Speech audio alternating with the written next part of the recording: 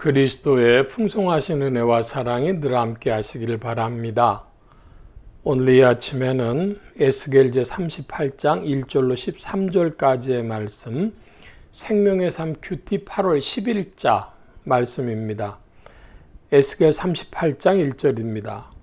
여호와의 말씀이 내게 임하여 이르시되 인자야 너는 마곡 땅에 있는 로스와 메색과 두발 왕 곧 고게게로 얼굴을 향하고 그에게 예언하여 이르기를 주 여호와께서 이같이 말씀하시기를 로스와 메색과 두발 왕 고가 내가 너를 대적하여 너를 돌이켜 갈고리로 내 아가리를 꿰고 너와 말과 기마병 곧 내 온 군대를 끌어내되 완전한 갑옷을 입고 큰 방패와 작은 방패를 가지며 칼을 잡은 큰 무리와 그들과 함께한 방패의 투구를 갖춘 바사와 구스와 붓과 고멜과 그 모든 떼와 북쪽 끝의 도갈마 족속과 그 모든 떼 곧 많은 백성의 무리를 너와 함께 끌어내리라.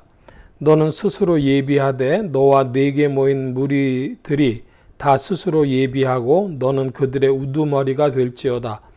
여러 해 날 후 곧 말년에 네가 명령을 받고 그 땅 곧 오래 황폐하였던 이스라엘 산에 이르리니 그 땅 백성은 칼을 벗어나서 여러 나라에서 모여 들어오며 이방에서 나와 다 평안히 거주하는 중이라. 먼저 1절부터 8절까지 말씀을 살펴보면 여러 가지 지명들의 이름이 나오는데 여기 말씀 보면은 마곡 땅이라 이렇게 되어 있습니다. 마곡 땅에 있는 로스, 메색, 두바랑 고기라 이렇게 되어 있습니다. 굉장히 논란이 있는 이제 성경 해석의 그런 부분이 되겠는데요. 마곡 땅을 어디로 보냐면 이스라엘의 북쪽을 봅니다. 오늘날 이스라엘의 북쪽이라고 하는 것은 뭐 시리아라든지 그 위에 터키라든지 또 이란이라든지 러시아라든지 그런 것이죠. 이스라엘 땅에서부터 쭉 북쪽으로 올라가면 그렇게 되어지는데 그 로스라고 하는 것을 보고 러시아라고 이해하는 이들이 있습니다. 로스를 러시아다 이렇게 이야기를 하면서 이 마곡 땅은 이스라엘의 북쪽의 땅을 이야기를 하고 그래서 이 고기라고 하는 자를 적그리스도로 이해를 합니다. 그래서 모든 북쪽 세력의 우두머리가 되어지는데 누구까지 동원하냐 그러면은 바사가 나오지요. 바사 5절 끝에 보면은 바사와 근데 바사는 페르시아고 그 페르시아는 오늘날 이란을 이야기한다고 할 수 있겠습니다. 그리고 이제 구스라든지 이디오피아, 붓이라고 하는 것, 고멜 뭐 이런 쪽은 리비아라든지 뭐 등등 이런 북아프리카 지역들을 이야기한다고 합니다. 그러니까 이스라엘을 둘러싼 남북의 나라들이 전부 이스라엘을 향해서 공격해 들어오는 것이고 그들의 우두머리를 고기라 이렇게 부릅니다. 그러면 이 구절이 언제 적용되어지는 어떤 때의 전쟁으로 보느냐 이렇게 이야기를 할 때에 흔히 말하는 세대주의자들, 세대주의 신학을 가지고 있는 이들은 이것이 이제 인류 역사의 맨 마지막 전쟁이 되고 뭐 3차 대전이라든지 혹은 그런 의미로서 이해를 하는 것입니다. 뭐 구절을 계속해서 보겠습니다. 네가 올라오되 너와 네 모든 때와 너와 함께한 많은 백성이 광풍같이 이르고 구름같이 땅을 덮으리라. 주 여호와께서 이같이 말씀하셨느니라. 그날에 내 마음에서 여러 가지 생각이 나서 악한 꾀를 깨어 말하기를 내가 평원의 고을들로 올라가리라. 성벽도 없고 문이나 빗장이 없어도 염려 없이 다 평안히 거주하는 백성에게 나아가서 물건을 겁탈하며 노력하리라 하고 내 손을 들어서 황폐하였다가 지금 사람이 거주하는 땅과 여러 나라에서 모여서 짐승과 재물을 얻고 세상 중앙에 거주하는 백성을 치고자 할 때에 스바와 드단과 다시스의 상인과 그 부자들이 네게 이르기를 네가 탈취하러 왔느냐? 네가 내 무리를 모아 노략하고자 하느냐? 은과 금을 빼앗으며 짐승과 재물을 빼앗으며 물건을 크게 약탈하여 가고자 하느냐 하리라. 이 말씀에 보면 이제 세계 제3차 대전이 일어나서 공격하는데 공격의 대상이 세상 중앙에 평안히 거주하는 백성입니다. 그래서 이것을 보고 첫 번째는 이제 지역적으로 팔레스타인 땅 이스라엘이고 이스라엘 민족이라고 사람들이 이해를 합니다. 이건 이제 1차적인 성경 해석이 되겠습니다. 그리고 여기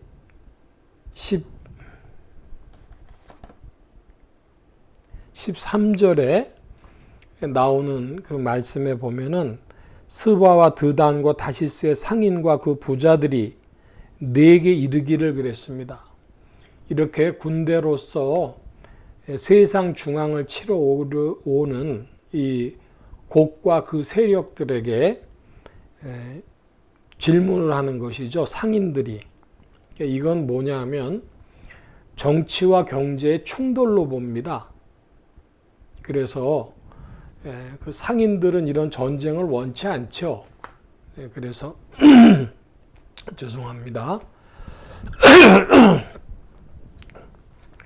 정치 경제적인 이런 충돌로 이해를 하는 것인데 거기까지는 이제 세대주의적인 해석을 하는 사람들은 그렇게 해석을 합니다. 그런데 동시에 그들이 또 어떤 해석을 하고자 하냐 그러면 이 평안히 거주하는 백성, 세상 중앙에 거주하는 백성이 누구냐 할 때에 이들을 그리스도 안에서 평안을 누리는 교회 공동체라고 또 해석을 해요. 그러면은 이제 영적인 해석이 되겠죠. 그래서 이들이 누구를 치려고 하느냐 그러면 세계 교회를 공격하는 일이라고 하는 것입니다. 1번 해석은 팔레스타인의 이스라엘 땅을 이야기한다고 2번 해석은 그리스도의 몸된 교회 공동체를 교회를 세상 중앙 평안히 거주하는 백성이라고 해석하는 겁니다. 그러니까 역사적인 해석과 영적인 해석으로 충돌을 하게 되는데 그러면 방법이 뭐냐? 그러면 이스라엘과 교회를 동일시하는 것이죠. 같이 만들어 버리는 겁니다. 그래서 이제 여기에 메시아닉 주라고 하는 문제가 나옵니다. 지금 제가 말씀드리는 건 뭐냐 하면 에스겔 38장 해석을 다 세대주의적으로 할 때 이런 해석들이 나온다고 하는 것이죠. 그리고 오늘날 이런 해석에는 뭐 거의 한국 교회는 80% 이상이 이런 해석을 할 것입니다. 자, 그런데 우리가 관심할 것은 오늘 우리의 시대가 역사상의 마지막이라는 어떤 전제를 가지고 이야기하면 이런 해석이 가능하겠죠. 그런데 종말론에 보면 세 가지 종말론이 있다는 말씀을 제가 여러 번 드린 적이 있습니다. 첫째로는 전천년설이라, 그래서 예수님 재림하시기 전에 천년 왕국이 시간적으로 존재할 것이다. 이런 것이고 바로 세대주의가 그런 성경을 해석하고 바로 이 에스겔 38장 같은 경우도 그런 식으로 해석을 하는 것이죠.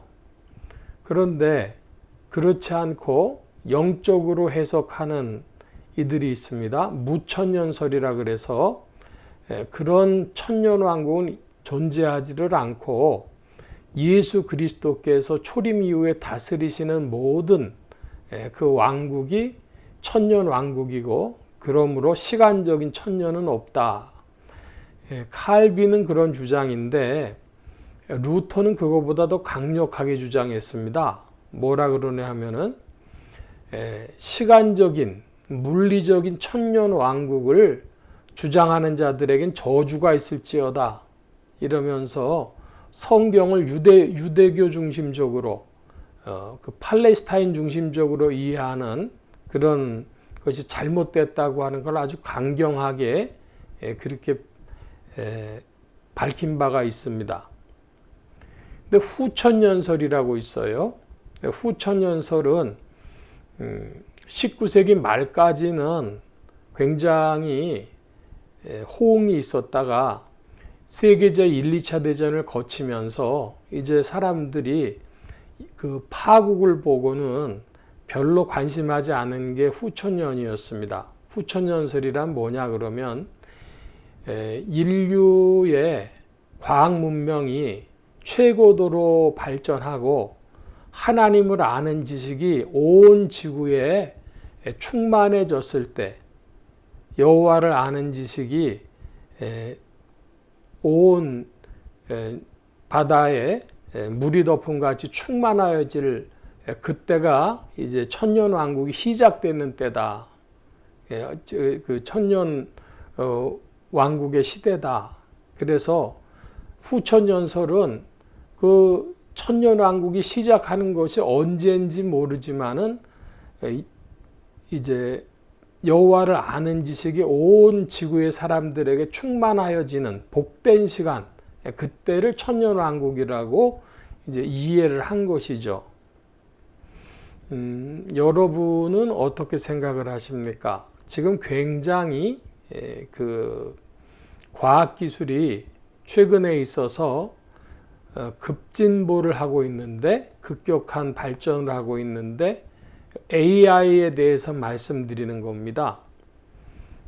그런데 AI하고 이제 피지컬 AI라 그래가지고 몸을 입는 것이죠. 외형을 갖추는데 그것이 자동차가 되기도 하고 그것이 무슨 로봇가 되기도 하고, 그래서 피지컬 AI로 가는데 지금 또 관심하는 것은 그것을 넘어가지고 이제 양자 컴퓨팅이라, 아마 이 AI 시대 다음에는 양자 컴퓨팅의 시대가 오는데 그것도 지금 벌써 어느 정도 진척이 되었다고들 얘기합니다. 한마디로 기술이 쏟아져 나오는 시대죠. 자, 그러니까 이 일을 감당하려고 하면 엄청난 에너지를 필요로 하는데 과연 이런 과학기술을 감당할 만한 에너지를 만들어낼 수 있느냐 할 때에 있다. 인공태양이라고 그러죠. 인공태양에서는 한국이 굉장히 많이 앞서갔다고 이렇게들 알려져 있습니다. 인공태양 기술에서는 한국이 세계 1등이다. 그런데 몇 분을 인공태양을 돌렸다 그러죠. 인공태양이 1시간만 버텨주면, 그러니까 매독도 열로 올라가 가지고 그것을 에너지로 바꾸는 그런 것인데 1시간 정도 이상만 버텨주면 몇 년째 에너지가 된다 그럽니다. 무슨 말인지 모르겠습니다. 과학기술이 폭발하는 시대인데 여러분, 이 과학기술이 폭발하는 이 시점이 얼마나 더 오래될 것 같습니까? 지금 당장 3차 대전이 일어날 것 같으십니까? 그렇지 않으면 이 기술로 2030년 혹은 2050년까지 인류 역사가 계속 되어질 것 같습니까? 저는 모르겠습니다. 저는 지금 말씀드린 해석들 중에서 두 번째 해석을 하는데, 영적 해석을 하는데, 한마디로 그 평안이 거하는 백성들, 그래서 세상 중앙에 거주하는 백성을 치고자 할 때 그리스도의 품 안에 있는 그리스도의 몸된 교회 공동체를 이 세상이 공격하려고 한다. 저는 그런 해석으로 이 에스겔 38장을 봅니다.